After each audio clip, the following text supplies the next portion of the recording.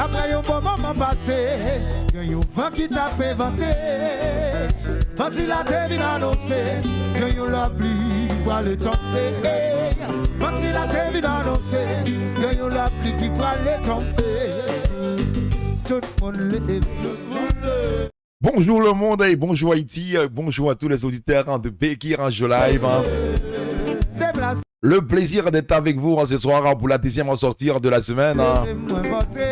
Aujourd'hui, exceptionnellement, on a une invitée surprise dans notre studio.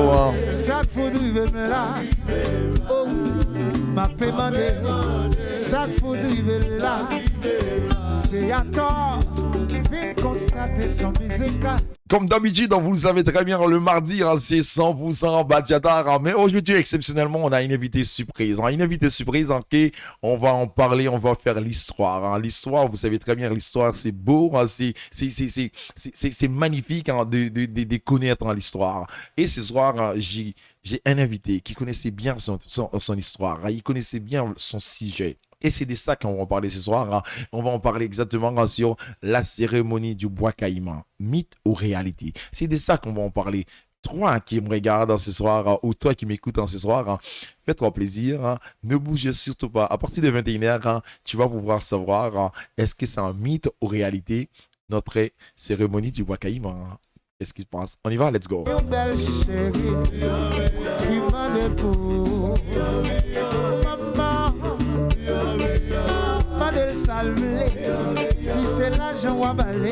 On la qu'étal qui vivant de Becky Range Live. Musique.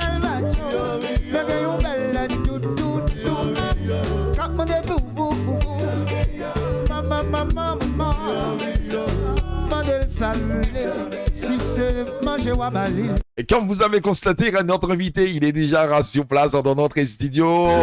Et après, dans 2 minutes, on revient vers vous.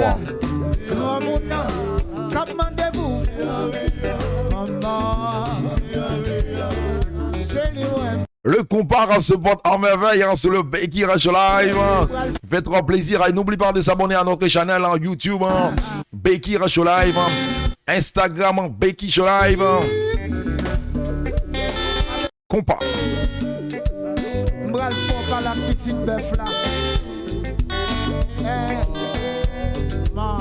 Ok, trop de musique. Notre invité, il est là et comme je vous ai dit tout à l'heure, à partir des 21h, on va juste faire vous écouter notre jingle et on revient pour notre invité pour la deuxième interview, depuis la création de Becky Live dans notre studio. Jingle. Du lundi au vendredi entre 20h à 22h, vous écoutez le Becky Range Live, le show le plus chaud sur tous les réseaux sociaux, en Facebook, Instagram, Twitter, Snapchat. Vous savez, à Becky, on a tout ce qu'il faut pour faire chaud. One love. Oui, One Love, comme vous l'avez entendu, One Love. Et aujourd'hui, comme je vous ai dit, ça fait 2 semaines de cela, je vous avais promis, on va pouvoir faire l'histoire. L'histoire, c'est quelque chose un peu bizarre, c'est quelque chose que parfois on a du mal à comprendre. Et ce soir, j'ai un invité parce que quelques mois de cela, j'en ai discuté avec un monsieur Guillaume. Et il m'a éveillé, il m'a donné envie de connaître l'histoire, il m'a donné envie de faire des recherches. Et ce soir, ce monsieur, je l'ai invité pour la première fois dans notre studio à Becky Live depuis Paris. Dans notre studio pour vous parler. Parce que moi, ce qui m'avait convaincu, ce qu'il m'avait donné, ce qu'il m'avait appris ces jours-là, j'avais envie de le partager avec vous. Et c'est pour ça que je l'ai invité dans mon studio ce soir. Comme ça, on va en parler. Il y a quelque chose de très important. On va en parler sur la cérémonie du bois caïman. Pour tous les Haïtiens qui ont fait école primaire jusqu'à école secondaire, ça restait dans notre tête. Est-ce que c'est un mythe ou une réalité? Notre cérémonie. Pourquoi? Et M. Guillaume, tout à l'heure, il va vous expliquer. Il va vous donner des arguments. Comme ça, vous allez savoir, après, une fois que vous avez écouté ces shows, quand vous avez terminé, vous allez directement diriger dans une bibliothèque pour connaître exactement votre histoire. On y va avec Monsieur Guillaume Horton. Je dis Monsieur Guillaume Horton. Monsieur Guillaume, comment vas-tu? Écoute, ça va à merveille, ça va très très très bien. Ça va à merveille en ce soir, ça va à merveille parce que tu as des bonnes mines et ça m'a fait plaisir de te voir, Monsieur Guillaume. Monsieur Guillaume, comment va ta santé? Ça va très bien. Ben, ça va très bien parce qu'on sait très bien, comme je sais exactement, le Covid est en train de ravager le monde. La première question que j'avais envie de te poser, est-ce que tu es déjà vacciné, Monsieur Guillaume? Affirmatif, je suis vacciné, ça va faire 1 mois. Donc tout s'est bien passé. J'ai rien senti. Certaines personnes avaient de la fièvre, tout ça, etc. Tandis que moi, donc c'était ça passait comme une lettre à la poste. Ah ben écoute, ça passe comme une lettre à la poste. C'est comme si que tu avais rien ressentir. Et moi qui a envie d'aller se faire vacciner, je me suis dit, je pose la question, quand est-ce que je vais pouvoir me faire vacciner? Mais j'ai déjà la date. Mais j'ai peur parce que j'aime pas la piqûre. Est-ce que ça fait mal? C'est douloureux? Normalement, quand un corps étranger rentre dans ton corps, tu sens quelque chose. Mais c'est pas douloureux. Je sais que c'est pas douloureux, mais en fait, je suis un peu un feignant, comme je disais, comme la plupart des Français, ils sont vraiment très feignants d'aller se faire vacciner parce que moi, je vous prêche à tous les gens qui me regardent ce soir, n'oublie pas, si on a envie de reprendre notre vie, nos activités comme on l'avait laissé depuis 18 mois, la seule chose, c'est d'aller se faire vacciner. Je vous garantis, faites comme Monsieur Guillaume, allez se faire vacciner. Monsieur Guillaume, comme tu m'as dit, ta santé, ça va super. La première question qu'on va entrer dans le but du sujet ce soir, la première question que j'ai envie de te poser, est-ce que la cérémonie du bois caïman, c'était un mythe ou réalité? C'est une réalité. Il n'y a rien de plus réel que la cérémonie du bois caïman. Waouh! Là, pour tous les Haïtiens et pour tous les étrangers qui nous écoutent en ce soir, c'est pas. Parfois, même vous posez la question, vous demandez c'est quoi la cérémonie du bois caïman? Et là, M. Guillaume, il vous a confirmé il n'y a pas de mythe, c'est une réalité. Si la cérémonie du bois caïman, c'est une réalité, la deuxième question, qui est exactement Cécile Fatima, pardon. Alors, pourquoi tu me poses la question par rapport à Cécile Fatima? C'est une très bonne question parce que j'estime que la cérémonie du bois caïman a eu lieu grâce ou en majeure partie de Cécile Fatima. C'est Cécile Fatima qui a fait un long travail pour chercher, sélectionner des gens qui allaient pouvoir se réunir à bois caïman. Alors que l'histoire, il n'y a pas trop longtemps de cela, et que l'histoire a rendu hommage à cette dame qui a été oubliée par l'histoire, par les historiens en général. Donc, c'est le moment où tout Haïtien de rendre hommage à cette dame qui a fait ce gros travail qui a permis l'aboutissement de la cérémonie du bois caïman. D'accord, c'est une dame. Mais là, on va entrer dans le but parce que là, tu me parlais des Cécile, c'est Cécile ou Céline? Cécile. Cécile Fatima. Si j'ai bien compris, elle a joué un rôle important dans notre révolutionnaire. C'est ça? Oui.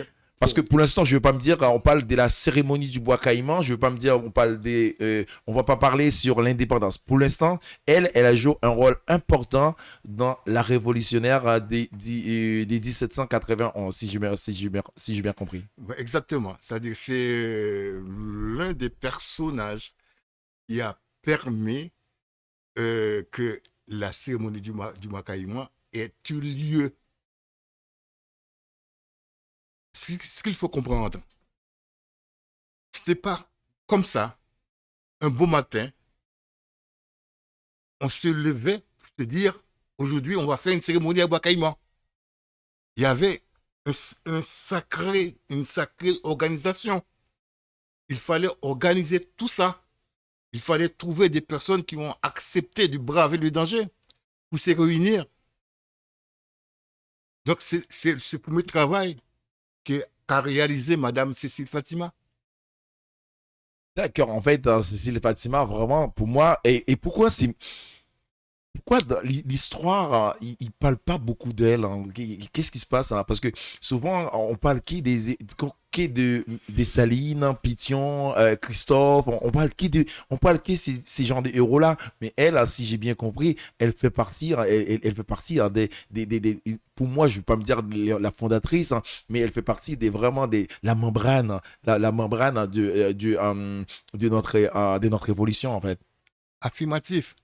Parce que ce qu'il faut comprendre aussi, dans l'histoire de l'humanité, il y a beaucoup de femmes qui se comportaient en héroïnes et pourtant l'histoire les a ignorées.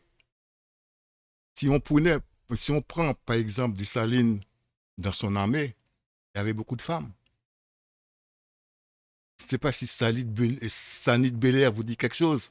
Non, pas du tout. En fait, Voilà. souvent, Donc, comme on n'est pas là pour parler des femmes en général, de Dessalines et tout ça, donc tu as voulu savoir si la cérémonie du Wakaïma c'était une mythe ou une réalité. Donc, j'affirme à 200% que c'était une réalité. d'accord. Ben écoute, hein, maintenant on sait c'est une réalité. Et on va continuer parce qu'on fait de l'histoire, hein. Quelle est la réelle, la nature, hein? Qu'est-ce qui s'est passé dans la nuit du 21 août au 22 août, hein, 1791? Qu'est-ce qui s'est passé ce jour-là? Alors, si tu veux savoir l'objectif, le but et pourquoi les esclaves se sentaient obligés de se réunir à Bois Caïman, la vraie question, c'est ça. Je ne sais pas si on peut imaginer aujourd'hui ce qu'a été l'esclavage à cette époque-là. Donc, le but de cette réunion, c'était de se dire entre eux, esclaves, qu'est-ce que nous pouvons faire pour finir à ça, vraiment pour nous, et que pour nos enfants ne connaissent plus ça. Le but de la réunion, de cette cérémonie, c'était ça. D'accord. En fait, hein, ils étaient réunis, hein, ces jours-là, hein, pour dire exactement, hein, parce que les esclaves, hein, ils voulaient pas que leurs enfants, hein, vivent en ce que eux ils ont vécu, si j'ai bien compris. Affirmatif. D'accord. Non seulement ils voulaient se libérer de leur fardeau, de leurs atrocités, du maître ou du colon, mais il fallait en sortir. D'accord. Comme on est dedans, on est plein dedans. Et la cérémonie du bois caïman, est-ce que tu peux nous parler un peu plus, hein, sur la cérémonie du bois caïman? Alors, l'histoire en général, c'est un sujet qui porte à controverse. Donc, ce qui peut mettre tout le monde d'accord, c'est pas un mythe, c'est une réalité. Ça a bel et bien eu lieu. Alors, pour parler de la cérémonie du bois caïman, hormis le travail en préalable que Madame Fatima a fait, donc il faut penser à ce monsieur qui s'appelait Boukman. Donc, c'est lui qui prenait la parole pour faire prendre conscience aux esclaves, aux autres, donc qu'il fallait réagir.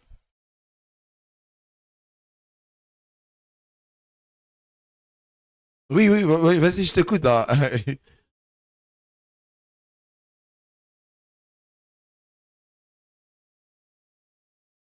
Ok. En fait, si j'ai bien compris, c'est par rapport à tout ce que tu m'as dit, par rapport à Bookman, pour en venir directement par rapport à la cérémonie du bois caïman. Bookman a joué vraiment, parce que en fait, dans l'histoire d'Haïti, Bookman, il a joué un rôle important. Mais il y a un autre, il y a quelqu'un d'autre qui a joué un rôle important. C'est, on l'a appelé le père de la patrie, hein, c'est Monsieur Dessalines. Comment on peut dire on sortit de Bookman pour arriver à Dessalines? Est-ce que tu peux nous étaler, donner nous plus d'infos par rapport à cet étalage? Alors, la cérémonie du Wakaïma a porté son fruit pour la simple et bonne raison que, au cours même, au moment même où ils ont fini de se réunir pour décider qu'il fallait se battre, le soir même, dans la nuit du 22 août 1791, ils ont mis le feu dans pas mal de plantations de canne à sucre. Donc, la révolution avait commencé. D'accord. En fait, à partir de là, la révolution a commencé. Et on va, si tu veux, on va prendre juste une pause ou bien tu veux qu'on continue ou on prend une pause? Oui, on peut continuer. Ouais. D'accord. On continue. Et là, tu commences à nous donner la cérémonie, hein, comment on appelle ça? Comment ça va se dérouler la cérémonie? Parce que dans, pourquoi je dis souvent, est-ce que c'est une mythe ou une réalité? Parce que comme tu m'as déjà précisé, c'est une réalité. Est-ce que souvent les gens ils posaient la question, comment les esclaves comment les esclaves savaient que il y avait un lieu? Comment les esclaves savaient que ces jours-là, il fallait vraiment qu'ils soient tous là pour, pardon, pour réunir? Comme tout à l'heure, tu m'as parlé de Cécile Fatima. Elle a, comment elle arrivait à faire pour réunir autant d'esclaves, hein, pour donner un rendez-vous ces jours-là? C'est pour ça que je dis que il était temps de rendre hommage à cette dame, parce que ce travail-là, ce n'était pas un travail facile à réaliser. Parce que quand tu es esclave, tu n'es pas maître de soi. Hein? Donc, l'avantage que Cécile Fatima avait par rapport aux autres, donc, elle était un peu âgée. Donc, elle n'était pas surveillée comme les autres esclaves. Donc, elle avait l'opportunité, l'occasion de envoyer des messages de plantation en plantation que finalement, donc, qu'on pouvait réunir assez de personnes pour permettre la cérémonie de voir le jour. D'accord. En fait, c'est par rapport à, c'est vraiment elle a comme tout à l'heure, hein, c'était la première question. Elle a joué vraiment un rôle important. C'était la maîtresse, c'était la membrane, hein. Elle était vraiment elle était partout dans cette révolution. Alors, là aussi, l'histoire sert aussi à ça. Il y en a même qui pensent que donc, cette dame était mystique parce qu'on pense que naturellement, elle ne pouvait pas être dans toutes les plantations. Donc, dans les cas contraires, c'est quelqu'un qui a un pouvoir, disons, magique. Alors, je ne vais pas rentrer là-dedans s'il a un pouvoir magique ou pas. Mais ce que je sais, avec un minimum d'organisation, ça peut se faire. Quand tu veux quelque chose, tu t'organises, tu peux échouer une ou deux fois, mais à force d'insister, tu pourras y arriver. Parce que les plantations, il y avait des gens, des stages sur les plantations. Sur chaque plantation, il y avait un maître. Des fois, les maîtres se communiquent entre eux. Donc, pour se communiquer entre maîtres, soit un maître à un esclave privilégié, à qui il a confié ses commissions. Voilà. Donc, les messages, Madame Fatima faisait passer les messages comme ça. D'accord. Elle faisait passer les messages entre les esclaves. Exactement, entre habitations. Parce que, alors, il y a quelque chose qu'il faut comprendre. De nos jours, nous, la plupart en haïtiens, quand on parle de cérémonie vaudou, on pense que ça veut dire que on choisit une date, on va se réunir, voilà, on fait chanter les tam-tams, on danse, on mange, etc. Alors, c'était pas ça avant. C'était un rendez-vous, hein, c'était un rendez-vous qui avait fixé pour décider de ce qu'ils allaient faire face à l'esclavage. Et cet rendez-vous, aujourd'hui, on fait la cérémonie du bois caïman. Et par rapport à tout ce que tu m'as dit, tu m'as apporté, pendant la cérémonie du bois caïman, est-ce que vraiment la question qu'on se pose, hein, même moi aussi, j'ai toujours posé la question, est-ce qu'il y avait du sacrifice pendant la cérémonie du bois caïman? Alors, comme j'ai dit toujours, les faits sont là pour créer des mythes. C'était un fait réel que la cérémonie du bois caïman a eu lieu. Donc, il y avait des personnes, ils se parlaient, ils discutaient pour prendre une décision. Mais au cours de cette réunion-là, donc, il y avait des paroles qui ont été prises, il y avait des actes qui ont été, des gestes, des actes qui ont été posés. Ça, ce sont des faits. Mais après, certaines personnes se permettent de mettre leurs propres mots sur les faits là.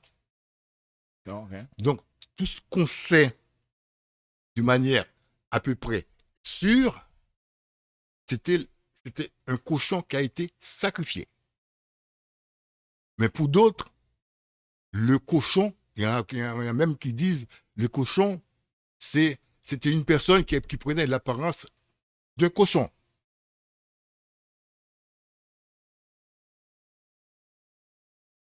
Alors, ce qui est important aussi en histoire, il est toujours bon de faire ce qu'on appelle du recoupement. Tu entends beaucoup de versions et qu'à partir des versions, à partir de ces versions-là, donc tu peux tirer ta propre conclusion. Mais ce qui est certain, pour des intérêts divers ou d'autres raisons, on a donné, disons, une signification mystique à la cérémonie du bois caïman pour faire comprendre aux Haïtiens que c'était un acte démoniaque qui a été commis ce soir-là. Donc, pour nous faire, disons, oublier qui nous sommes. Peu importe qu'il y avait des mots magiques, je ne sais pas quoi, que les gens qui se réunissaient à ce soir-là, donc invoquaient leur Dieu ou n'importe quoi. Mais ce n'est pas ça qui a donné, hein, ce n'est pas ça qui a permis au pays de prendre son indépendance. Parce qu'une fois compris, une fois qu'on adresse à son Dieu ou à ses dieux, donc le reste, c'est à toi de le faire. Il faut aller au combat. C'est ce qu'ont fait les esclaves. Hein? C'est ce que les esclaves ont fait. C'est en fait les esclaves, ils sont partis au combat jusqu'au bout. Et là, tu m'as parlé quelque chose, hein, tu as parlé de tout ce qui est mystique, hein, vaudou. Et, alors, ouais. Non, je ne parle pas de mystique. Mm-hmm. Moi, je dis que les faits sont là pour créer des mythes. Donc, après ça, l'histoire, il y en a qui s'arrangent avec l'histoire. D'accord. Donc, ils prennent ce qui les arrange pour des raisons Particulier. particulières, pour des intérêts personnels et tout ça. Donc, on peut donner un sens, on peut mettre des mots sur un fait. Pour certains, c'est du mysticisme. Pour d'autres, c'est diabolique. Et pour d'autres encore, c'est ce qui a permis au pays de prendre son indépendance. C'est comme si tu me disais, par exemple, je sais pas, que tu vas au travail, tu pries, puis tu dis, bon voilà, donc c'est grâce à ta prière que tu fais que tu te passes la journée, tu travailles, tu travailles, tu travailles, tu travailles, tu travailles. Est-ce qu'il est interdit de prier? Non. Mais après la prière, si tu fais rien, tu t'arrives au boulot et que tu croises les bras et si le patron va te regarder. Voilà. D'accord. Euh, En même temps, là, on est bien dedans. Et l'histoire aussi a donné des effets. Ils ont expliqué que le vaudou ou l'islam. Parce que, est-ce que ça aussi, tu peux nous expliquer? Parce que par rapport à la cérémonie du bois caïman, est-ce que c'était le vaudou ou islam? Parce qu'en fait, là, on a encore un doute, hein. On ne sait pas très bien parce que est-ce que les Haïtiens, ils ont exorcé, ou bien les esclaves, c'était les esclaves qui ont pratiqué le vaudou, ou bien c'était les esclaves qui ont pratiqué l'islam dedans. J'aimerais bien savoir un peu. Alors, la relation qu'on peut établir entre l'islam et le vaudou, moi je ne dirais pas entre l'islam et le vaudou, entre la cérémonie du Wakaïma, entre les esclaves qui vivaient à Saint-Domingue à cette époque-là. Donc, il faut aller encore plus loin pour Étalé, joindre, ouais, pour établir la relation, l'affinité qu'il y a. Parce que à partir du 6e au 7e siècle, c'était les Arabes en premier qui ont mis le pied en Afrique, là où ils étaient passés. Donc, ces habitants étaient devenus musulmans. Lorsque 14e, 15e siècle plus tard, les Portugais en premier arrivent en Afrique, donc tous les esclaves qu'ils ramassaient de l'Afrique sur tout le continent africain pour les amener en Amérique, il y avait déjà qui étaient déjà musulmans. Donc forcément, parmi les esclaves qui étaient à Saint-Domingue, il y avait des musulmans entre eux. Il y avait des esclaves musulmans à cette époque-là. À cette époque-là. Et en fait, et si j'ai bien compris, tout à l'heure, on en a parlé pendant la cérémonie, pendant les rencontres avec les esclaves, hein, et Cécile, hein, Fatima a réuni les esclaves. Ils n'étaient pas, ces jours-là, à mon avis, les esclaves, ils n'étaient pas réunis uniquement à Oka, parce que en fait, le lieu du Bois Caïman, c'est situé dans le nord. Là, effectivement, c'était dans le nord. Mais par contre, pour ça, je conseille à mes camarades, à mes frères haïtiens, de consulter une dame qui, elle, a fait un travail que beaucoup d'Haïtiens n'ont pas encore fait. Cette dame, c'est une référence. Elle s'appelle Baïna Bello. Baïna Bello, c'est ça? Ouais. Baïna Bello, comme tu nous as expliqué, c'est une référence. En référence, tu peux nous dire plus sur cette dame? Parce que c'est une dame qui, par rapport au métier de ses parents, qui voyageaient tout le temps, ses parents fait partie d'une élite haïtienne. Je crois qu'elle est descendante d'un ancien président, si j'ai bonne mémoire, je crois que c'est Lisivis Salomon.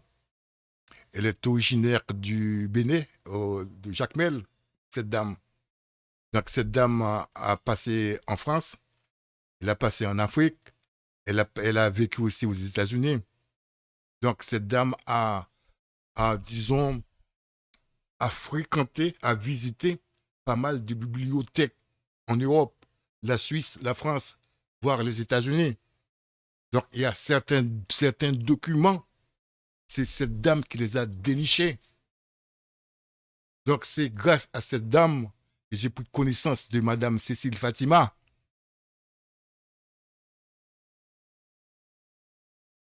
Cécile Fatima, pendant qu'on parle, on revient vers elle parce qu'en fait, l'histoire, un peu la cérémonie Bois Caïman, elle revient beaucoup sur Cécile Fatima. Mais qui est cette dame, Cécile Fatima? D'après ce que l'histoire nous a rapporté, c'était une enfant, en fait, elle est née en Corse, si je me trompe pas, non? Affirmatif, c'est ce que dit Madame Baïna Bello. Donc, originaire elle est née en Corse, mais comme la France donc, était à la recherche des colonies, etc., donc elle était vendue. Elle était vendue, donc c'est comme ça qu'elle s'est retrouvée à Saint-Domingue. D'accord. Elle s'est retrouvée à Saint-Domingue, hein, elle est née en Corse, hein, et la France l'a vendue, et elle s'est C'était retrouvée... pas la France, si tu veux, entre guillemets. Ouais. En général, à cette époque-là, dans l'histoire de la colonisation, donc c'est pas l'État français qui achète. Donc il y a toujours des capitalistes, bon, c'est-à-dire encourager l'État français à reconnaître, disons, la pratique, mais c'est pas l'État français qui, voilà, qui allait en Afrique acheter les Africains, voilà. ou alors prendre des Africains de force, les entasser sur des bateaux, les jeter dans l'exploitation à Saint-Domingue. D'accord, en fait, en même temps qu'on parlait de plantation, et l'histoire encore, on reste toujours sur l'histoire, parce qu'en fait, souvent, quand vous parlez avec un Haïtien, ils disent, hein, les Haïtiens, on est d'origine d'Afrique, hein, mais ils disent plus, on est du Bénin. Parfois, on a du mal à... parfois, ils me disent, les Haïtiens, c'est plus Bénin et Congo. Alors, tu vois, si petit, à la maison, à l'école, on te raconte sans cesse, on te ressasse sans cesse la même histoire, qu'est-ce que l'histoire est vraie ou fausse, c'est ce que tu vas garder en mémoire. C'est vrai que pour beaucoup Haïtiens, même voire étrangers, pensent que les Haïtiens viennent du Bénin. C'est en partie vrai. Mais ce n'est pas la totalité des esclaves qui s'est trouvés à Saint-Domingue qui étaient originaires du Bénin. Moi, je sais de sources sûres, dans les Caraïbes, Haïti, plus la Guadeloupe, voire Martinique, il y a certains esclaves qui étaient originaires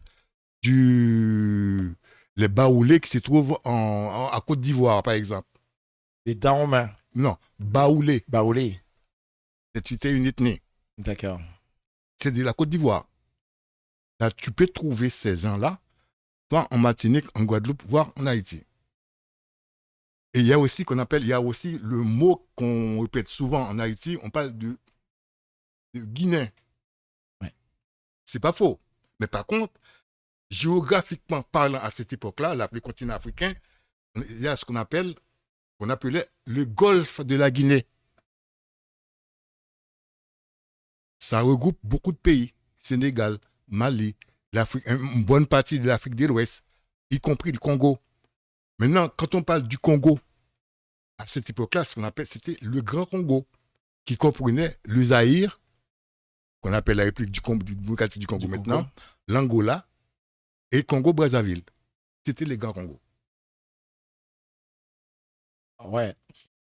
N'oublie pas que vous écoutez le Beki Show Live tous les jours, du lundi au samedi, sur la plus belle plateforme européenne. Aujourd'hui, on va pas refaire l'histoire, mais on va entendre, parce que moi, j'adore l'histoire. Il y a un mot, souvent, on pose souvent les Haïtiens, je ne sais pas si c'est une sorte de déformation. Est-ce que tu peux nous expliquer le mot exactement du bois caïman? Alors, Bois Caïman, c'était une forêt. Parce que quoi de plus normal, quand tu n'es pas libre pour se réunir, à leur modèle, on peut trouver une cave. Hein? Ouais, ça c'est sûr. Bon, voilà. À cette époque-là, donc, tu n'avais pas le droit de faire quoi que ce soit que le maître pourrait autoriser. Donc, son seul rôle que tu avais à cette époque-là, c'est de travailler pour le blanc, pour le colon. Tu n'existais pas en tant que personne. Donc, si tu veux faire quelque chose, forcément, c'était en cachette. Donc, il fallait trouver un endroit à peu près sûr. C'était dans cette forêt, au milieu de cette forêt, il y avait une clairière. Donc, il pensait qu'il pouvait se réunir là. Alors, ce que je vais vous dire, ce que je vais te dire là, je ne veux pas dire ça, c'est la vérité absolue. Mhm. Mais ça a un sens. Ça rapproche beaucoup plus de la vérité qu'autre chose. On dit que Bois Caïman, c'est une forêt. Là, c'est un fait. Mais pourquoi on dit Bois Caïman? Donc, l'histoire rapporte que, non loin de là, il y a un vieux monsieur qui avait la confession musulmane, c'était un imam. Donc, le rendez-vous a été pris tout près de la maison de cet imam-là. Imam, tu vois. Donc, il y a la forêt il y a le bois dans la forêt, il y a du bois. Plus, à côté de cette forêt-là, il y a une maison, c'était un imam qui y habitait. On dit la cérémonie, hein, Kai Imam. La cérémonie du bois caïmam. Ouais, voilà. Et en fait, il y a la déformation maintenant qui est devenir cérémonie du bois Du caïman. bois Caïman. Et c'est ce que Bois Kai Imam. bois caïmam. Vous le savez, ce soir, si vous ne le savez pas exactement, moi je viens de l'apprendre. C'est que si vous ne savez pas que la cérémonie du bois caïman, c'est une déformation, c'est cérémonie. C'est le mot qui est déformé. Voilà, c'est le mot qui est déformé qui dit exactement cérémonie du bois caïman. Comme il a expliqué M. Guillaume, c'est que la cérémonie a été organisée dans un bois, dans la forêt, et c'était pas très loin qu'il y ait un imam qui habitait dans ce coin, dans ce lieu-là. Ouais. Et bien, on l'a déformé, on l'a dit cérémonie du bois caïman, qui veut dire bois caïmam. Voilà. Ben écoute, on va continuer sur une autre question, parce que il y a un autre monsieur, il y a un grand, on l'a appelé le père, le fondateur, le père de la patrie. Voilà, ce monsieur, c'est un héros. Il s'appelle Jean-Jacques Dessalines. Pourquoi Jean-Jacques Dessalines, comme l'histoire aujourd'hui, on ne va pas rentrer dans Dessalines, mais il y a un slogan. Il y a un slogan qui, tous les Haïtiens, moi je me rappelle, je suis né, j'ai vécu à l'école, même à l'école, ils nous ont appris. C'est un slogan jusqu'à nos jours, les Haïtiens continuent à le répéter. Dit exactement, coupez tête pour les cailles. Est-ce que tu peux nous dire exactement, nous donner plus d'infos sur qu'est-ce que ça veut dire le mot couper-tête boulécaille par rapport à... C'était un slogan de Dessalines, si j'ai bien compris. C'était pas un slogan de Dessalines. C'est plutôt une manière de réagir contre les atrocités du colon. Faut pas oublier, par exemple, pourquoi on a retenu ça, que ça, sur Dessalines, pour nous expliquer que Dessalines, c'était un brigand. C'est pour ça qu'on a retenu que ça. Par exemple, tu prends Christophe, par exemple. Lorsque l'expédition de Clerc arrive au port, dans la rade du Cap, avant de commencer les hostilités, il y avait aussi un pourparler. Parce que Leclerc était sûr de sa force. Il pensait qu'il suffisait de se montrer et que les généraux de Toussaint allaient lui obéir facilement. Mais Christophe lui a dit non. Non, non, non, ça ne va pas se passer comme ça. Et Christophe lui a fait comprendre, au lieu de se rendre, il pourrait mettre la ville en cendres, et même sur ce cendre, il continuera à se battre.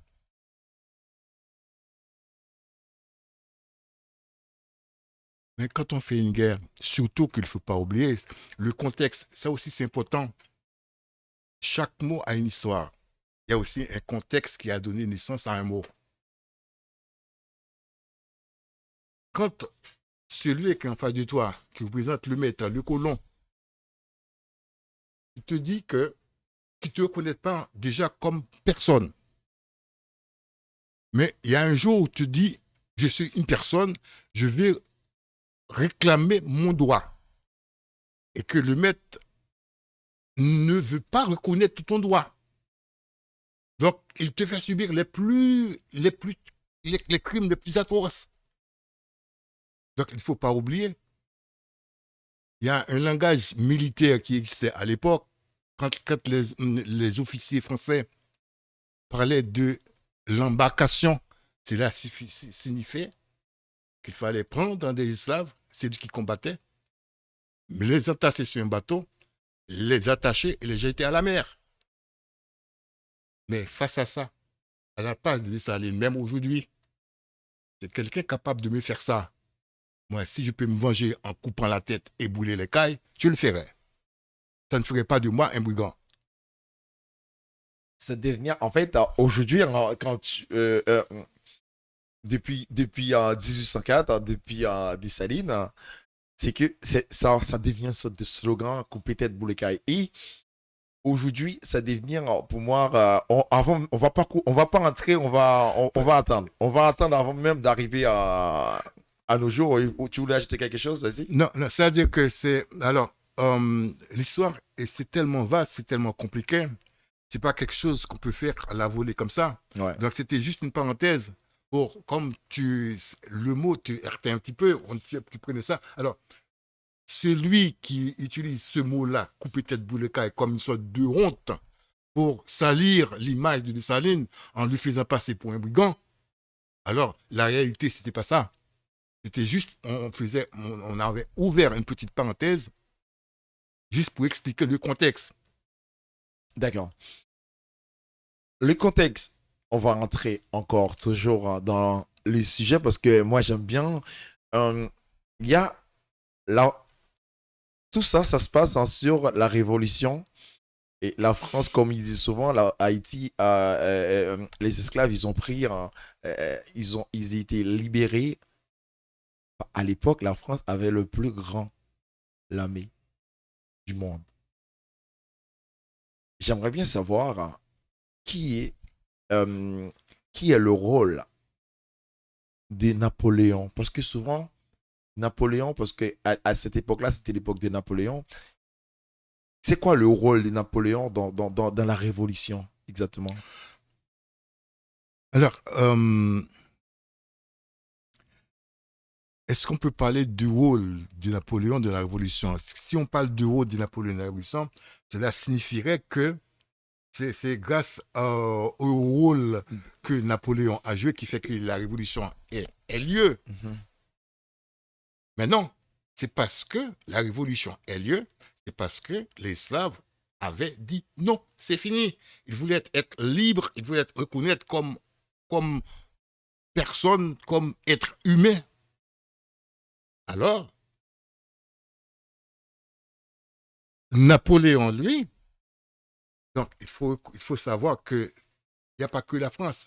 Toutes les puissances coloniales de l'époque, donc c'est grâce aux colonies, c'est grâce à la sueur et du sang des Slaves que leur pays prospérait. Donc, selon Napoléon, il ne pouvait pas tolérer ça.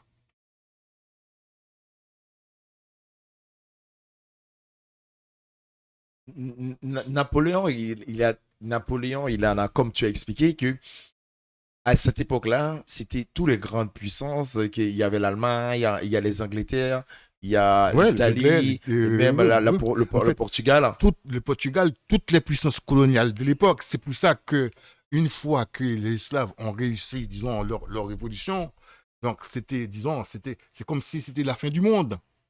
C'était la fin du... Effectivement, c'est ça qui a commencé. C'est à partir de là que le monde a pris conscience que le système esclavagiste doit cesser. Et c'est pour ça aussi, il y avait une sorte de coalition entre puissances pour que les autres colonies ne prennent exemple sur Haïti. Alors, j'ouvre une petite parenthèse, par exemple. Tu sais, par exemple, en Guadeloupe, même en Martinique, et dans plusieurs colonies de l'époque, les esclaves essayaient de se battre. Ils n'ont jamais réussi. C'est seul en Haïti-Domingue. C'est celle la révolution des Domingues qui a abouti. Donc, de ce fait, il y avait une sorte de coalition contre Haïti pour dire que il faut qu'il paye. Il faut qu'il paye. Alors, c'était il y a quelques années de cela, pas trop longtemps. Hein. Tu sais qu'il y a un mouvement, surtout en Guadeloupe, qui milite pour l'indépendance, entre guillemets. Hein.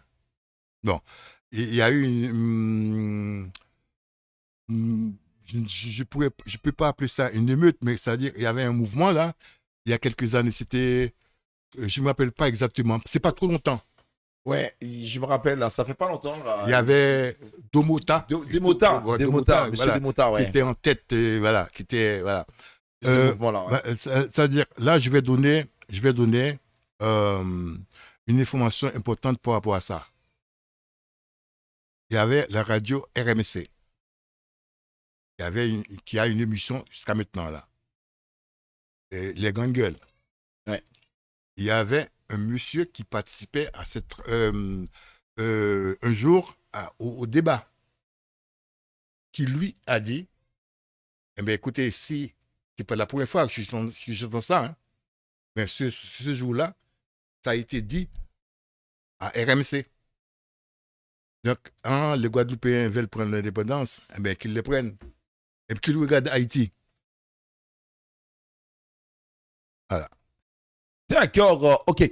On va prendre juste une pause en 2 minutes et on revient le plus vite possible pour enchaîner, pour continuer notre conversation. Je pense que c'est vraiment important et on revient le plus vite possible. On prend juste une pause de musique et on revient le plus vite possible.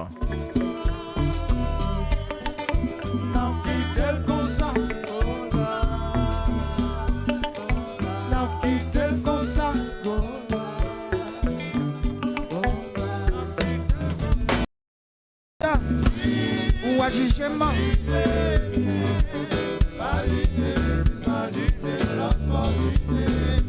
Moi dire docteur, moi soignement. Pas soyez ici, pas soyez là. Moi dis docteur, moi soignement. Pas soyez ici, pas soyez là, pas soyez. Ah la Bali. Si maman, si chérie,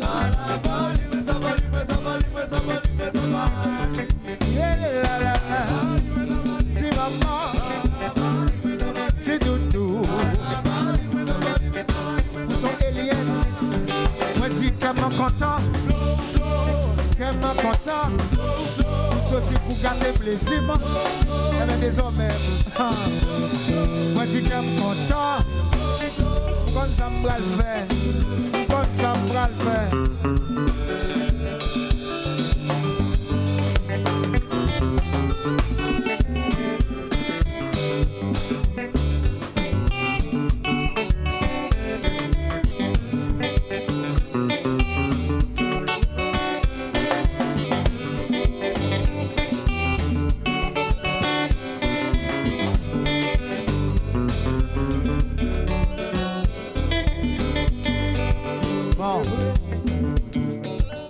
Attendez à procéder.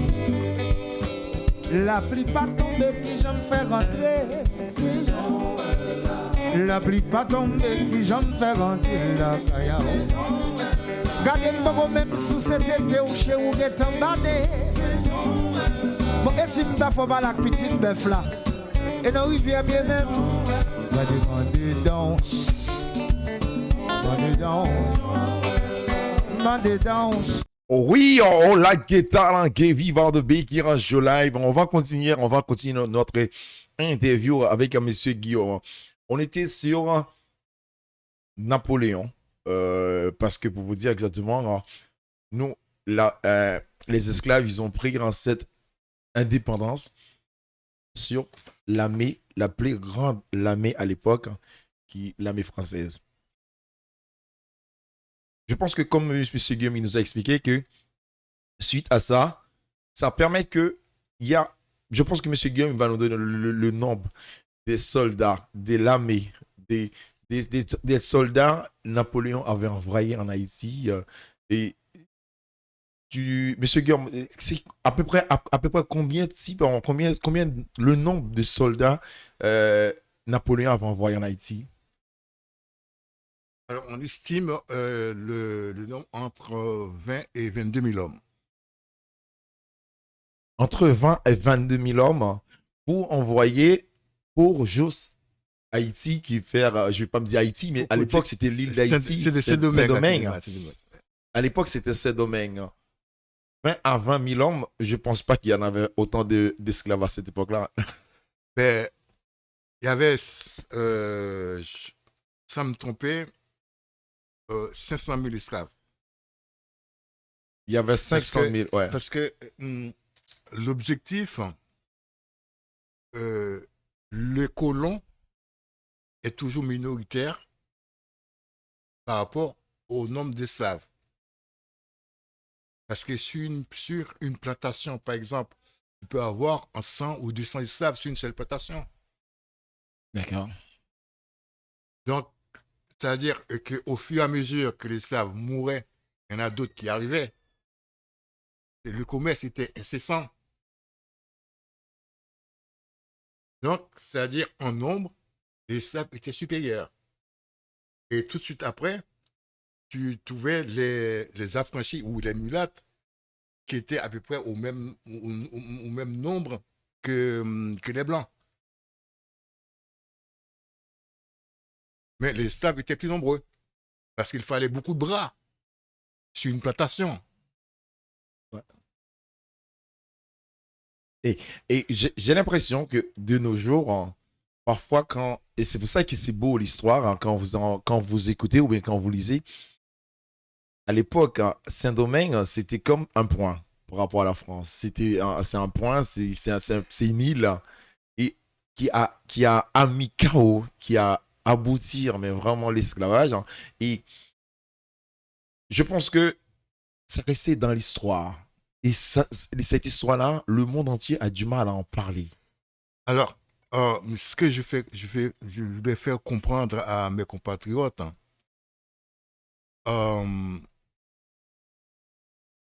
c'est chaque peuple qui a l'obligation d'écrire son histoire. Si tu attends, si c'est les autres qui écrivent ton propre histoire à ta place, alors on peut te donner ce qu'on veut. Mais est-ce qu'on avait la chance d'écrire notre propre histoire? Je ne le pense pas. Mais heureusement, de nos jours, il y a pas mal de nos compatriotes qui ont pris conscience de cela, qui s'intéressent beaucoup à l'histoire, à leur propre histoire. Et je pense que le travail a commencé. J'aime bien ce mot, le travail a commencé. Pour moi, c'est une sorte de révolte. C'est comme si c'est un mot qui sonne comme une sorte de révolte. Et qui veut dire exactement, pendant des années, pendant des siècles, il n'y a rien qui était fait, malgré que les gens, ils étaient un peu...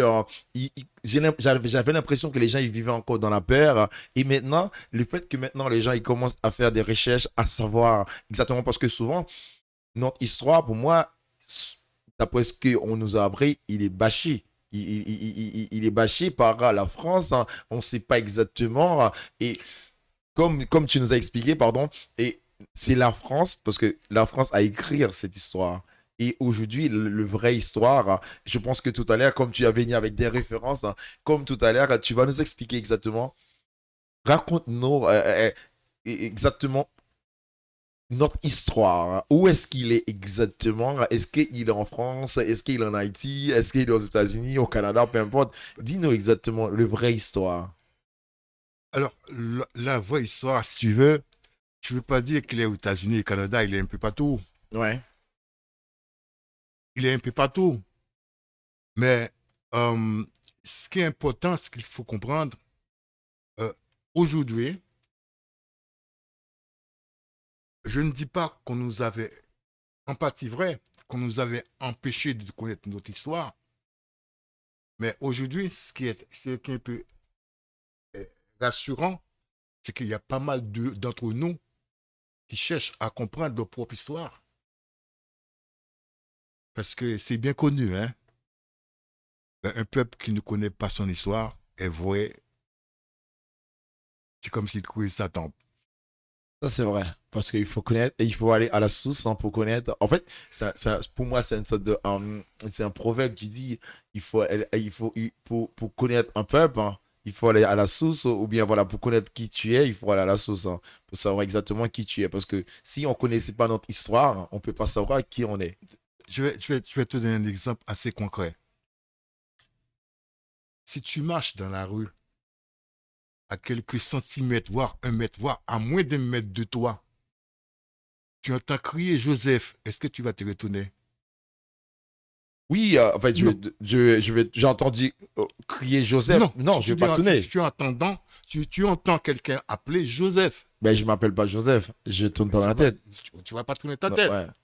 Mais si tu te dis, voilà, si tu t'appelles par ton nom. Bien sûr, là, oui, parce que Voilà. Donc, si tu veux, il n'y a pas que nous, en fait, qui ont subi ça. Hein. C'est-à-dire l'histoire du monde. Et tu peux trouver ça un petit peu partout dans l'histoire du monde. C'est-à-dire, tout peuple à qui on a ôté le droit de considérer que ce peuple-là fait partie du monde, il fait partie intégrante du monde, il est comme tout le monde, il est de chair et de sang, il a des doigts. Mais quand on a enlevé tout ça, tu te rends compte, même ton propre nom, tu ne connais pas. Parce que quand tu es esclave, tu portes le nom de ton maître. C'est pas le nom que tes parents t'ont donné.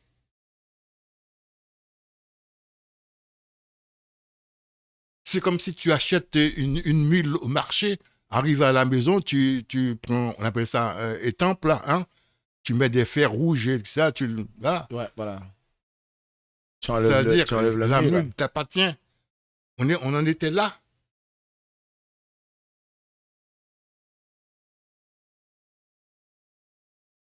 Comme on a déjà presque, il nous reste encore 10 minutes à passer ensemble. On va venir un truc parce que on se rapproche un peu vers la réalité de nos jours.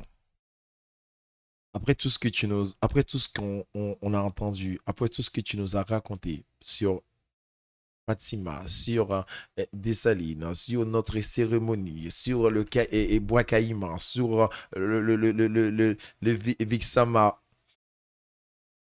Aujourd'hui, si on a un message pour dire exactement à tous les Haïtiens qui nous écoutent que tu as un message à faire passer pour tous les Haïtiens qui ont envie de prendre conscience, c'est quoi le mot que tu as envie d'utiliser? Alors, la conscience, c'est quelque chose d'important. C'est pourquoi, en société, quelqu'un qu'on déclare fou, on dit qu'il n'est pas responsable de ses actes. Il n'a pas agi avec conscience. Alors que nous, si on finit par se dire, nous sommes un peuple, nous avons un passé que l'on doit connaître et pour pouvoir avancer sur l'avenir. Une fois que cette prise de conscience soit prise, ben là, on pourrait avancer. Mais il y a quelques paroles que j'entends il y a quelques temps, là, que ce soit parmi les Haïtiens qui vivent encore au pays ou alors parmi la diaspora, tout le monde parle de changement, de conscience et tout ça. Mais tu sais, la parole, il faut avoir la capacité de matérialiser la parole. La parole, c'est du vent. Tu peux répéter une bonne parole. Mais comment traduire cette parole en acte? C'est ça le plus important.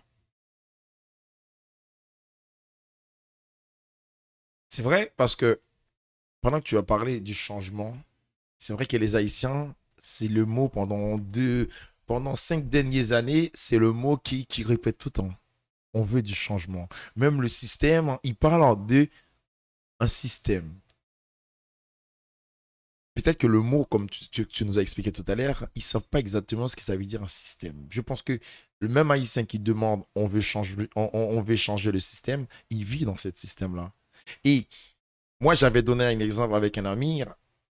La personne, il demande de changer un système. Il paye pas, il respecte pas l'État, il fait rien, tout ce qui s'appelle tous les règles, et il demande de le changer. Aujourd'hui, tu changes ces règles, et cette personne, il n'est pas d'accord. Et c'est pour ça que je me suis dit souvent, et avant de commencer, j'avais dit, est-ce que vraiment on sait exactement ce qu'on veut en tant qu'Haïtien? Si tout le monde sait à peu près ce qu'il veut, alors qu'est-ce qu'on a besoin en tant qu'être humain? On a besoin d'un toit sur la tête. On a besoin de se nourrir. On a besoin de se vêtir. Maintenant, le plus compliqué,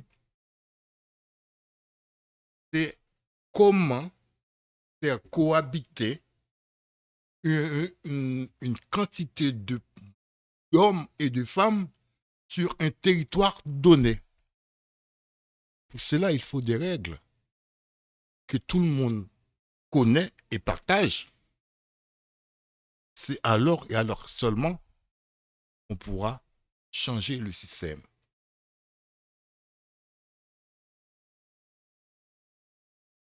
Si j'ai bien compris, c'est facile à dire. Le mot à utiliser parce que c'est des mots, c'est des vocabulaires. On utilise le mot système, on utilise le mot changement. Mais moi, je te dis, le changement. Vas-y, Bah, je te connais. Rappelle-toi. Alors, je me rappelle, par exemple, ce que l'histoire rapportait par rapport à ce qui a été dit même avant ou pendant la cérémonie du bois caïman. Comme je te parlais tout à l'heure de Baïna Bello appelle ça, un congrès. Donc, le congrès, ça rapproche beaucoup plus de la réalité que la cérémonie. Par exemple, dans l'esprit de n'importe quel ici maintenant, quand tu parles d'une cérémonie vaudou, on voit quoi? C'est une date, des tam-tams qui chantent, Ouais. des danses et tout ça, etc. Donc, les gens ne se disaient pas à l'époque, on va sur une aboakaïna pour danser, pour chanter. Non. On a été là pour prendre une décision qui a été de dire, mais par exemple, pendant l'islam esclavagiste, c'est atroce, c'est infernal, c'est inhumain. Mais tous les esclaves le savaient. Mais il y en a qui avaient peur. Oui. Enfin, ils avaient peur de prendre cette décision Exactement. parce qu'en fait, à l'époque, on sait très bien quand un esclave, il est obéi à son maître. Exactement. Qu'est-ce qu'il peut être pendant, Oui. voilà. C'est-à-dire que, alors, pour cela, je vais te dire, c'était, comment dire, c'est un historien britannique qui s'appelle Brian Edwards, qui lui, par sa recherche aussi, qui avait une bonne connaissance des pratiques qui se faisaient à l'époque, et lui, il disait, au cœur des embuscades, des batailles, l'enjeu se résumait à la nécessité de contrôler le corps des Noirs, le fouetter, le mutiler, le désirer, le violer, le faire travailler. Pour cela, il faut lui faire peur, le désarmer et l'humilier et de lui faire oublier son droit à la liberté, à la citoyenneté et à la vie.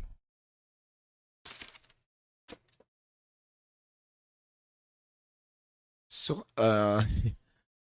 ça, c'est des mots qui donnent des frissons quand on l'entend. C'est des C'était ça paroles. la pratique. C'est-à-dire l'esclave qui a osé braver cet interdit, il se faisait pendre en plein jour d'une place publique pour donner l'exemple aux autres, que les autres ne commencent pas. Est-ce que c'est pas ça qui était le tape rasé, c'est ça? Non, c'était pas ça. D'accord. Donc, vu face à tout ça, parce que le déclencheur, c'était la nuit du 21 à 22 août 1791, qu'on appelle communément la cérémonie du bois caïman. Ouais. C'est alors qu'ils ont compris, les colons et Bonaparte ont compris que là, c'est du sérieux. Donc, il fallait mettre de l'ordre à tout ça. Donc, c'est pour ça, il y a des commissions qui ont été envoyées, tout ça, etc., qui n'a pas abouti, qui n'a pas donné le résultat escompté. C'est alors que Bonaparte a décidé d'envoyer son armée pour aller mater la révolte. Dans un premier temps, l'objectif, c'est désarmer les officiers noirs et ensuite les troupes armées, et une fois la paix rétablie, qu'ils rétabliront l'esclavage. L'objectif, c'était ça.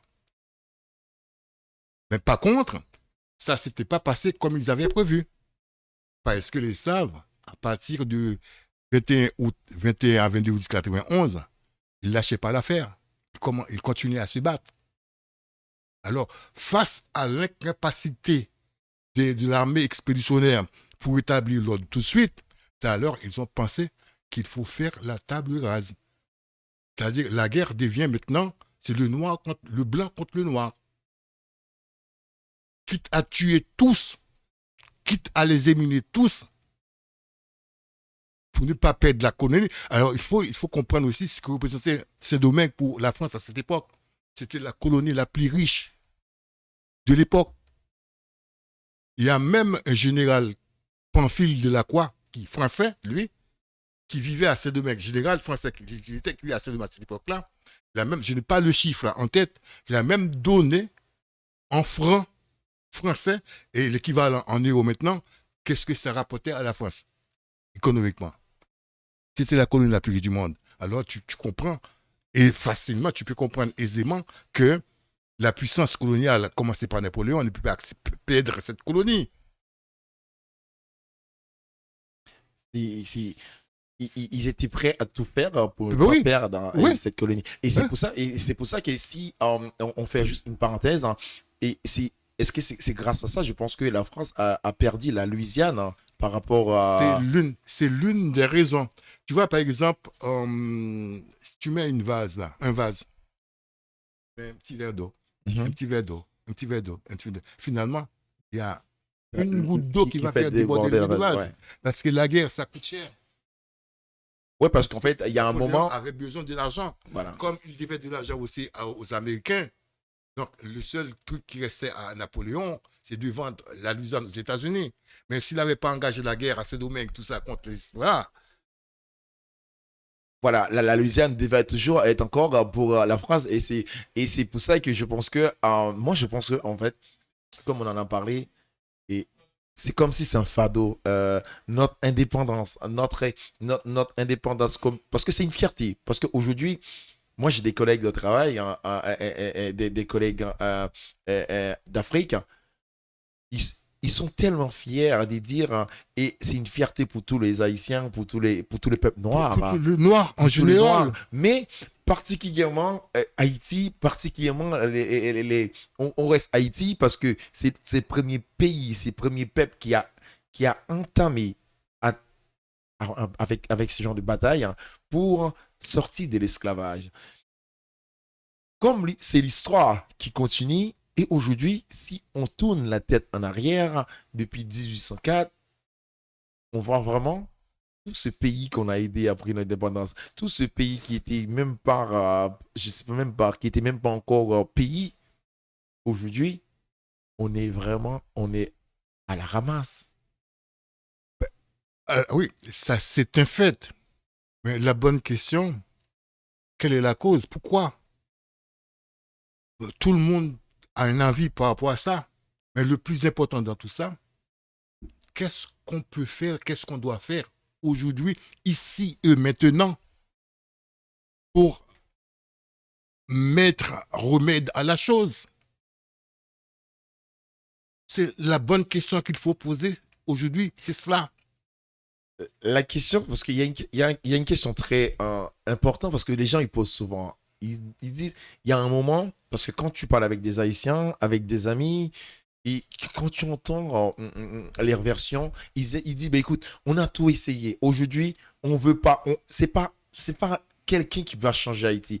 Donne le pays aux Blancs. Aujourd'hui, les Mais gens, ils demandent de dire, vas-y, c'est donne le pays aux Blancs, parce que non. c'est parce que ces gens-là ne se comportent pas comme en tant qu'hommes. C'est qu'ils ont oublié de dire que comme on a souvent la souligné, une fois qu'on avait ça, c'est la seule évolution à cette époque qui a réussi, à part les États-Unis, ça c'est autre chose, on parle en temps esclave. Donc il y avait une coalition entre puissances coloniales pour nous faire payer de tout ça. Ce qui veut dire que même en étant indépendants, c'est pour ça aussi ils ont encouragé l'assassinat de Dessalines. Donc c'est comme si on perdait notre indépendance depuis 1806. Et les gens qui disent parfaitement qu'il faut remettre le pays, en général, ils pensent aux États-Unis parce que c'est la première puissance du monde. C'est qu'ils ont oublié de dire que de 1915 à 1934 jusqu'à maintenant, On était colonisés. les Américains nous ont fait beaucoup de mal au pays. Il ne faut pas comprendre que c'est un pays qui va nous aider à s'en sortir. C'est à nous de prendre conscience qu'on est un peuple. Donc, voilà, on doit se battre pour, aux faces du monde. C'est pas les autres qui vont t'appeler pour te dire, mon gars, je t'ai fait beaucoup de mal maintenant, voilà, donc, voilà, je vais t'aider à grandir. Non. En parlant de ça, parce que ça fait pas longtemps, genre, j'ai discuté avec un ami. En ce moment, les Haïtiens ils demandent souvent à la diaspora, il faut que la diaspora soit intégrée, il faut que la diaspora rentre parce que la diaspora déjà, il rentre financièrement, économiquement, il pèse lourd au pays, mais ils demandent, il faut que la diaspora soit inclus dans tout ce qui se passe dans la politique. Et il m'a fait voir une raison, il m'a dit, tu sais, quand tu es en France, tu vas à l'école française, tu vas à l'école, ils t'ont formé pour être, pour devenir, pour formater, tu Oui, vas faire tout ouais, français. Il ben m'a oui, dit que tu es devenir un français parce que l'école, la constitution, tout, ils t'ont formé. Tu es ben oui, formaté oui, pour être un français. oui. C'est pas parce que tu vas en Haïti, tu penses que tu vas changer le pays Si comme tu la peux, France. oui, malgré tout, tu peux. Parce que tu es formaté. Parce Non, qu'il m'a dit, attends. ouais, voilà, parce que Attends. il m'a dit, il faut que, c'est pas, les gens qui sont ici, la diaspora, ils peuvent aider Haïti financièrement, économiquement. Mais pour sortir Haïti de ce pétrin, je pense que c'est les Haïtiens même, les Haïtiens eux-mêmes. Mais écoute, moyennant que les gens de la diaspora, est-ce qu'ils ont cessé d'être haïtiens ou pas? C'est-à-dire, c'est vrai que ceux qui sont sur place, qu'on appelle les locaux, moi, que j'appelle communément, que j'appelle moi personnellement les locaux, c'est-à-dire les gens qui vivent sur place. Donc, ils ne vivent pas les choses de la même manière que nous qui sommes dehors. Donc, la réalité, on ne voit pas la réalité de la même manière. Donc, je vais te dire une chose. Je me rappelle de Jean-Dominique. Ouais. Jean-Dominique, qui était obligé de s'exiler pendant la période des Duvaliers. Donc, en 86, lorsque Jean-Dominique était retourné au pays, donc quand il descendait de l'avion, la première phrase qu'il prononçait, c'était de dire que il est de retour, il est là pour réapprendre. Parce que tu vois, la connaissance est universelle. Par contre, c'est la direction que tu peux prendre avec. Par exemple, si tu es en France, l'école française est fondée pour former des petits Français pour défendre les intérêts de la France à travers le monde. Mais n'empêche que toi, en tant qu'Haïtien, tu peux fréquenter une école française. Mais si tu veux aider Haïti, quand tu retournes, tu vas apprendre la réalité du pays. Parce que, comme je te dis, la connaissance est universelle. C'est-à-dire que c'est la manière de comprendre des choses qui peut être différentes. Parce que qu'est-ce qu'on a besoin partout au monde? Tu as besoin que ton pays, qu'il y ait des routes, qu'il y ait des écoles, qu'il y ait des hôpitaux, et qu'il y ait, disons, c'est pas des scientifiques, des ingénieurs, des avocats. Tu peux être formé en France et trouver un système qui s'adapte à ton pays par rapport à la réalité de ton pays. En fait, ce qui est, c'est vrai que en fait là on rentre dans le bain parce que on a du mal parce que moi j'ai dit souvent il y a la genèse parce que Haïti c'est dans la Caraïbe hein, et mais je peux même pas dire la Caraïbe. Haïti c'est le pays qui a une jeunesse mais vraiment qui a même pas qui est vraiment jeune. C'est qui voilà. Je te copie une minute s'il te plaît, pardon. D'expérience, ou alors c'est un constat que j'ai fait. Les Haïtiens qui vivent aux États-Unis, en France ou au Canada, en général, ils pensent qu'ils peuvent transposer le système canadien, le système américain ou le système français. En Haïti, non, ça ne va pas marcher comme ça. Je vais te donner un exemple. Ça, c'est un truc que je répète assez souvent. Il y a un monsieur qui s'appelait Maurice Sixto, qui est décédé. Ouais, je connais. Ouais. C'est l'un des personnages qui dresse, voilà, qui expose toutes les tares de la société haïtienne par ses sketchs, par ses discours, par ses histoires, par ses petites histoires. Donc, il y avait justement un Haïtien qui allait étudier l'agronomie en Allemagne. Le gars retourné au pays. On l'envoie du côté de la Caille, etc., pour montrer aux paysans de planter. Et voilà. Donc, tu sais que le paysan, il parle créole. Toi aussi, tu parles créole. Au lieu de s'adresser aux paysans en créole pour expliquer, voilà, pourquoi il est là, on va se mettre ensemble pour travailler, tout ça, il commence à sortir ses conneries, ouais. Je suis agronome, je suis étudiant en Allemagne, voilà, donc fini les méthodes empiriques, fini les méthodes archaïques, maintenant on va planter scientifiquement. Le paysan a compris. D'accord. Écoutez, tu vas prendre cette partie-là, moi cette partie-là, après on verra. Le paysan a la connaissance du terrain. Il sait que Haïti c'est un pays cyclonique. Quand il y a du vent, le vent ne sort pas là. Donc, la partie ou la parcelle que l'agronome a planté ses bananiers, ils étaient tous tombés. Alors que voilà, la partie où occupait le paysan, les bananiers étaient restés debout. Tu vois? Ça, c'est pour dire que tu apprends sur le terrain. Exactement. Et puis, voilà. Mais ça n'empêche que c'est que là, après, en Allemagne, ne pouvait pas servir. Mais non. Parce que le terrain, c'est important. La connaissance du terrain, c'est important.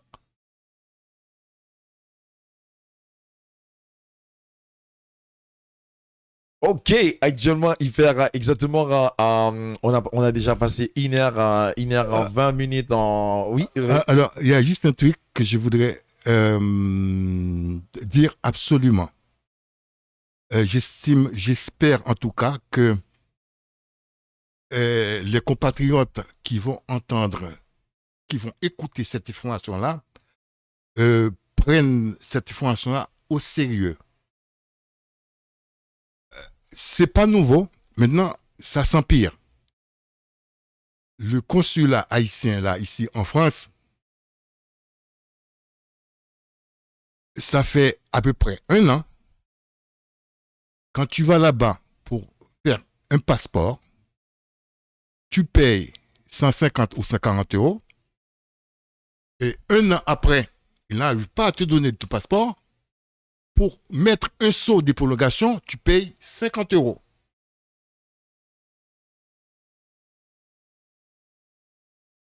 Attends, parce que si j'ai bien compris, c'est que un passeport, si tu veux faire ton passeport français, ça prend quoi? Ça prend même pas 15 jours. Le passeport haïtien, après presque un an, Ouais. tu payes C'est déjà le 150 euros. C'est le cas de ma femme. D'accord. Ça a 1 an et quelques mois. Mais attends, parce que en fait, parce que d'habitude, quand tu poses, quand tu déposes, la dernière fois, j'en ai parlé avec quelqu'un qui travaille au consulat et à l'ambassade haïtienne à Paris, mais il fait comprendre que ces passeports-là, ils ont pas, en fait, ils sont pas fabriqués en France, ils sont fabriqués aux États-Unis. Mais écoute-moi bien. Ça, c'est du blabla. Ça a été toujours comme ça. Hein? Ça a été toujours comme ça. Mais avant, on prenait 3 mois, 4 mois, voire 5 mois. Ouais, je me rappelle. Mais Ouais. pas 1 an. Et même là encore, donc, si en cas de force majeure, il y a un certain moment, ils n'acceptaient pas de mettre un sceau de prolongation. Dans un premier temps, ils le faisaient, après, non. Maintenant, comme ils prennent du temps, logiquement, hein, administrativement parlant, donc je te confie un passeport, je te paye pour le service, donc tu n'arrives pas à me rendre mon passeport à temps pour me donner un sceau, seulement ça. Tu dois payer 50 euros par rapport, plus. L'argent que tu avais déjà Voilà. déposé. Il n'y a pas que seulement ma femme. Hein. Je dis 1 an et quelques mois, jusqu'à maintenant, elle n'a pas encore son passeport. Vous écoutez, ce soir, vous allez entendre, comme je dis souvent à Becky Show Live, on n'est pas uniquement un jour pour passer de la musique à salsa, bachata, kizumba. On essaye de vous dire exactement ce soir à tous les Haïtiens qui vont pouvoir écouter ce show. Si vous avez la possibilité, ou bien votre passeport est terminé, vous allez pouvoir se rendre au consulat pour faire votre passeport, vous risquez de gros. Et j'espère que le consul, vous allez consulter directement notre page YouTube, en Becky Show Live, ou en notre numéro de téléphone, vous pouvez nous appeler pour confirmer est-ce que c'est vrai ou c'est faux, parce que comme monsieur Guillaume il vous a dit exactement qu'il a la preuve, ça fait presque Je te dis, un an. ma propre femme. Mais écoutez, là, j'en ai encore plus. Je n'ai la meilleure, je ne l'ai pas donnée. Comme ma femme a besoin de ses papiers pour régler des problèmes administratifs en France, par rapport à la préfecture. Ouais. Donc, le dossier était bloqué par rapport à son passeport qui était périmé. Donc, le dossier a été déposé avant que le passeport soit périmé. Maintenant, le dossier était en cours, mais le passeport arrive à l'échéance. Donc, la préfecture nous a écrit que voilà, il nous faut un passeport valide. Ouais. Pourtant, le passeport a été déjà déposé au consulat. Ouais. Et du coup, j'ai demandé d'aller au consulat afin qu'on lui mette un sceau de prolongation. On lui a refusé. C'est ce que j'ai fait. J'ai appelé un ami qui, lui, a un autre ami à un consulat, a accepté de mettre le sceau et on lui a fait payer 50 euros. Ok. Ce soir, c'est la vérité à Becky Show Live. On va prendre une pause de 1 minute parce que l'émission, parce que ce soir, on va faire l'âge. Là, on vient de terminer cette émission et comme il va être 20h dans 7 minutes, on prend une pause de musique et on revient le plus vite possible avec, on sera directement lié avec notre compte en Facebook, YouTube, Instagram. On prend une pause de musique et on revient le plus vite possible en musique. La critique de flamme. Oui. Allez, Mao. M'bral fort par la petite bœuf là.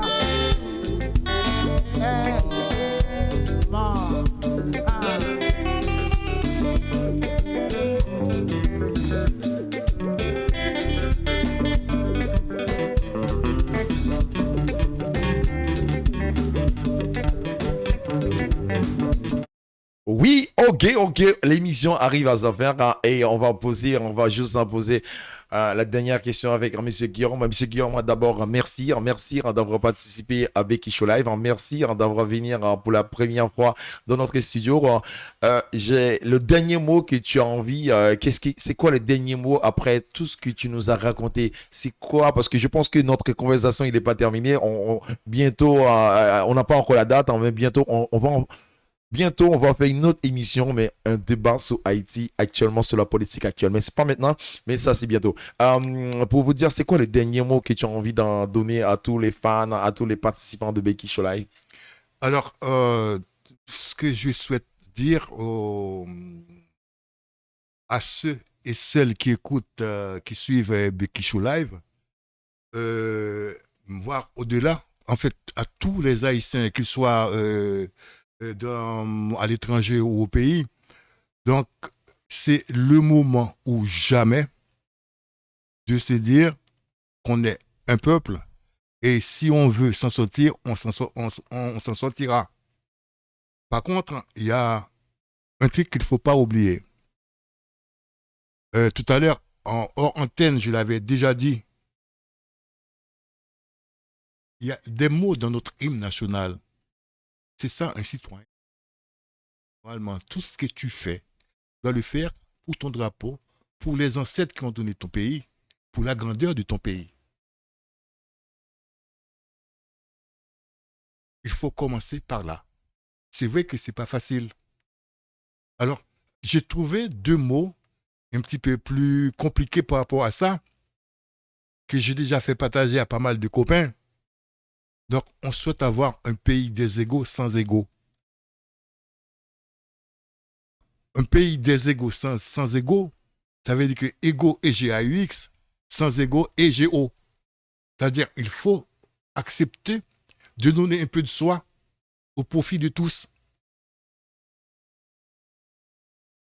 Parce qu'à toi seul, tu ne peux pas faire la société. Il faut que tu donnes un petit peu, chaque monde donne un peu. C'est comme ça qu'on pourra avoir une société basée sur la justice. Alors, c'était là mes dernières paroles. Donc, j'espère que je n'ai pas froissé beaucoup de personnes. Mais en tout cas, pour l'instant, donc, je pense que ces petits moments qu'on a passés ensemble, donc, ça pourrait, disons, donner quelques lumières à certaines personnes qui, je ne suis pas là aussi pour éclairer personne, pour apprendre, je ne suis pas un professeur, je ne suis pas par contre. Le partage, c'est dans la discussion. Hein? C'est au choc des idées que peut jaillir la lumière. Sur ce, je vous dis bonne soirée, à la prochaine. Exactement, bonne soirée, à la prochaine. Comme Monsieur Guillaume vous a annoncé, il vous a dit vraiment c'est le partage à tous les Haïtiens et j'avais envie de vous laisser parce qu'en fait à Becky Show Live parce que quand on fait quelque chose, oui, Monsieur Guillaume, je voudrais ajouter juste un tout dernier truc là. Oui, vas-y, fais-toi plaisir. C'est vrai que nous sommes dans une époque où l'information circule beaucoup. Donc, les moyens de communication pilulent comme les mouches, pilulent au mois de mars.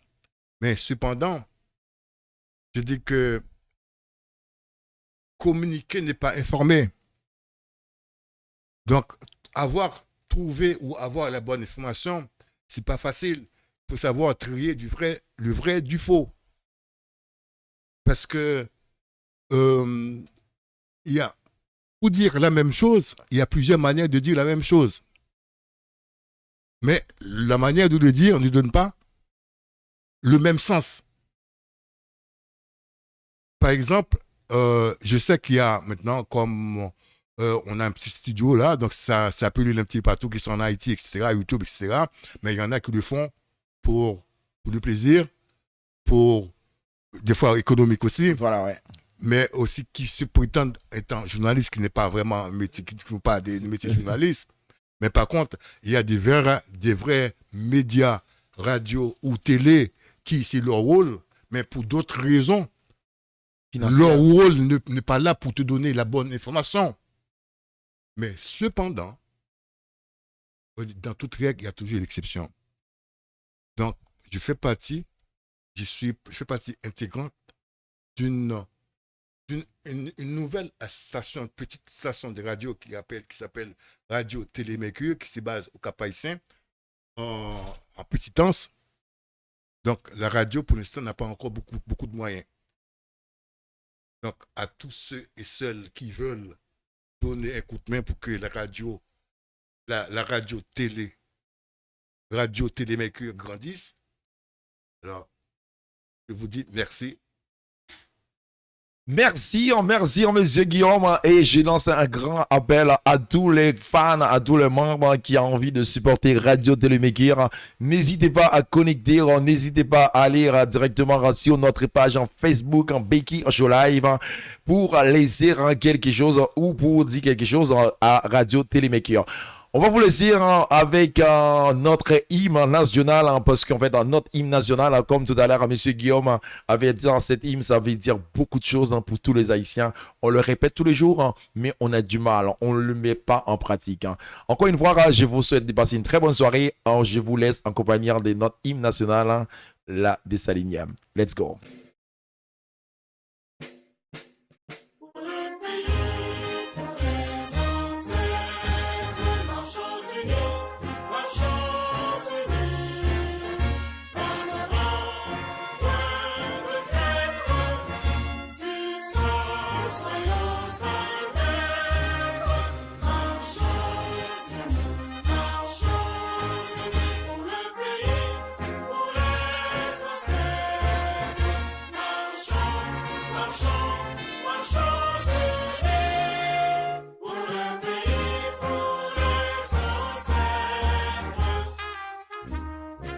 Encore une fois, merci à vous et que Dieu vous bénisse et que Dieu bénisse le Becky Show Live. Au revoir, à demain. Bye.